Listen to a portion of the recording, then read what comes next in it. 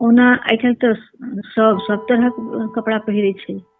लोग कहै छै कि जे साड़ी के जो खत्म होते तेना सनके, लेकिन हमर विचार जे साड़ी सब दिन चलते, सबटा कपड़ा के बीच में ओकर अपने अलग महत्व छै। आइ काल्हि कहावत नया चलली है कि जे हम तो पहिरब सलवार सूट आ अलमारी पहिरब साड़ी लेकिन हम अपन साड़ी सबके एकटा पेटी में रखे छी आ ओ पेटी जे छै पहिरल साड़ी के पेटी छै तऽ ओकर हम नाम देने छी स्मृति मंजूषा। ओहिमे बहुत तरहक सब तरहक साड़ी छै, सूती छै, चंदेरी छै, सिल्क छै, बनारसी छै। तऽ जे साड़ी के बक्सा छै ओ जहन हम खोले छी तऽ हमरा ओ सबटा ओ हर साड़ी के संगे एकटा ओकर इतिहास छै, ओकर अलग एहसास छै। तऽ बुझू कि जे पेटी खोलते हमरा जे छै से ओ सबटा हम स्मृति वन में उच्चारण करऽ लगै छी बुझियौ तऽ। तहन की करै छी कि हर तैं हमरा एहि काज में ततेक आनंद अबैया कि हम बीच बीच में ओ बक्सा खोल के बैस जाइ छियै आ ओ सबटा साड़ी के उल्टा पुल्टा के देखै छियै, हमरा बड़ नीक लगैया। सिल्क साड़ी छै तऽ ओकर जे रेशमी स्पर्श छै, जे माय के देलहा साड़ी अछि ओहिमे हमरा ममता के एहसास होइया।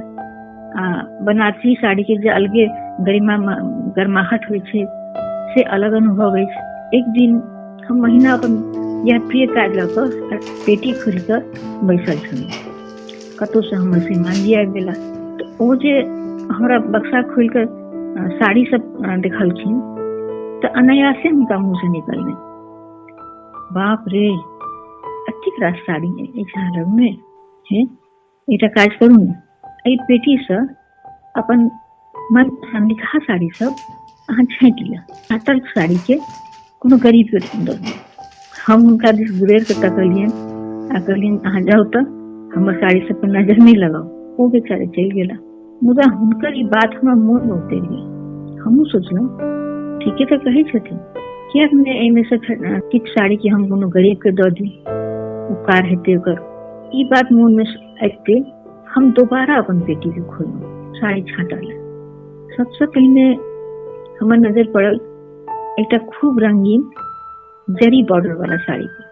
ओ साड़ी देखते हमरा मन में विचार आयल, अरे ई तऽ वह साड़ी छै जे हमर माँ देने छलै जहन हम पहिल बार बरसाइत पुजने छलियै, ई हम कोना ककरो दऽ देबै। तखन हमरा एकटा सिल्क साड़ी पर नजर गेल, ओ हरियर रंगक सिल्क साड़ी तो गुलाबी फूल बनल छलै। ई साड़ी अपने हमरा देने छलखिन है अपन पहिल दरमाहा जहन भेटल छलै ताहि के अवसर पर। बहुत महग साड़ी छलियै, हमरा बड़ पसंद छल, इहो नहिये देबै। तहन बनारसी देखलियै, यह बनारसी पहिर कऽ हम पहिल बेर सासुर आयल छलहुँ। ई तो सगुनिया साड़ी छै, ई भला केओ ककरो दै छै। तहन तौर से एकटा झँकै छलै हल्का गुलाबी रंगक शिफॉन साड़ी। ई साड़ी हमरा अपने देने छलखिन है हमरा सबके पहिल मैरिज एनिवर्सरी पर।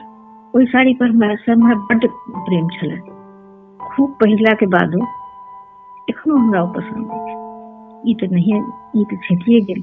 एकटा छला लहेरिया डिजाइन के जोधपुर से कीनल साड़ी, ओहो हम बड़ शौक से किनने छलहुँ। एहिमे से किछु साड़ी हमर साउस देने छथिन, बहुतो नहीं पसंद है ओकरा में, मुदा हमर साउस के एकटा विचित्र अभ्यास छै। ओ कहियो पूछ देती अहाँ से, कन्या हम जे अहाँके तऽ सिर्फ ओ पीला रंगक साड़ी देने छलहुँ ओ नहीं देखे छी।